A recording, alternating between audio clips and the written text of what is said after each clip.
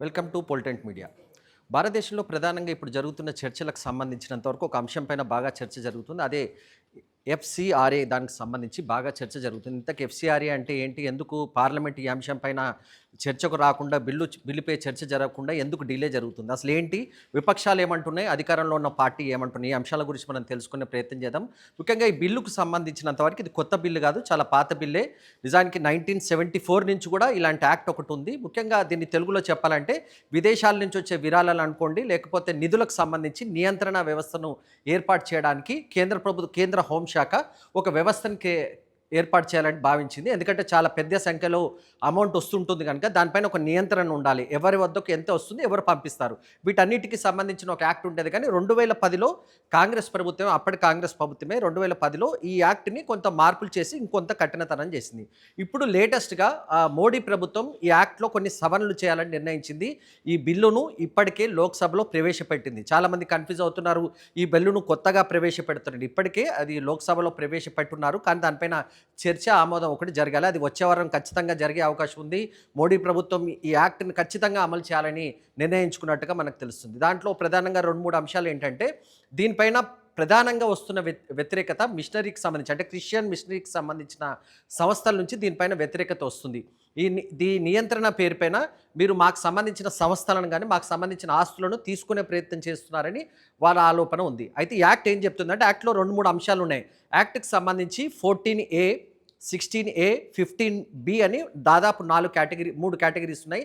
దీంట్లో క్లుప్తంగా చెప్పాలంటే, ఒకవేళ ఈ యాక్ట్ ప్రకారము ఆ సంస్థకు సంబంధించిన నిధులకు సంబంధించి ఏమైనా ఆరోపణలు వచ్చినా, లేకపోతే ప్రభుత్వం ఆ యాక్ట్కి, ఎందుకంటే ఇది నియంత్రణ ప్రతి ఎన్జిఓకి సంబంధించినంత వరకు కేంద్ర ప్రభుత్వం దానికి ఒక చట్టం చేసి అక్కడ కేంద్ర ప్రభుత్వం దగ్గర ఆమోదం పొందిన తర్వాత, అంటే రిజిస్ట్రేషన్ చేసుకున్న తర్వాతనే నిధులు వస్తాయి.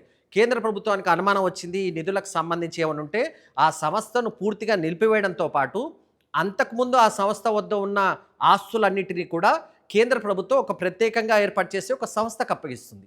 అంటే హాస్పిటల్స్ కానీ, ముఖ్యంగా క్రిస్టియన్ మిషనరీకి సంబంధించిన అంశం కనుక వాళ్ళకి వాళ్ళ ఆసుపత్రి కానీ, అదేవిధంగా స్కూల్స్ కానీ, ఇతర సంస్థలకు సంబంధించి భారీ ఎత్తున దాదాపు కోట్లాది రూపాయలకు సంబంధించిన ఆస్తులను కేంద్ర ప్రభుత్వం ఒక సంస్థకు అప్పగించే అవకాశం ఉంది. దీన్ని వాళ్ళు అంగీకరించట్లేదు. ఏదైనా కొత్త యాక్ట్ అమల్లోకి వస్తే భవిష్యత్తులో అమల్లోకి తీసుకురావాలి, కానీ పాత వాటికి అమలు చేయడం ఏంటని చెప్పేసి వాళ్ళు ప్రశ్నిస్తున్న పరిస్థితి కనిపించింది. కేంద్ర ప్రభుత్వం అలాంటిది ఏమీ లేదు, మేము అలాంటి ఎక్కడా స్వాధీనం చేసుకోము, కానీ మీరు ఏదైనా పని చేస్తుంటే అది కేవలం సేవా కార్యక్రమాలు అంటే సేవా కార్యక్రమాలు చేయండి, హాస్పిటల్ కట్టండి, మాకు ఇబ్బంది లేదు. కానీ ఆ నిధులను మత మార్పిట్లకు కానీ, వేరే వాటికి మతాల మధ్య విద్వేషాలు రెచ్చగొట్టడానికి కానీ, ఇంకో వాటికి వాడితే మాత్రం మేము ఎట్టి పరిస్థితుల్లో అంగీకరించామని చెప్పి కేంద్ర ప్రభుత్వం స్పష్టం చేసింది. ఈ అంశానికి సంబంధించి కేంద్ర హోంశాఖ మంత్రి అమిత్ షా వద్ద కూడా చాలా మీటింగ్స్ జరిగాయి. దీనికి సంబంధించి కాంగ్రెస్ పార్టీ దీన్ని వ్యతిరేకిస్తుంది.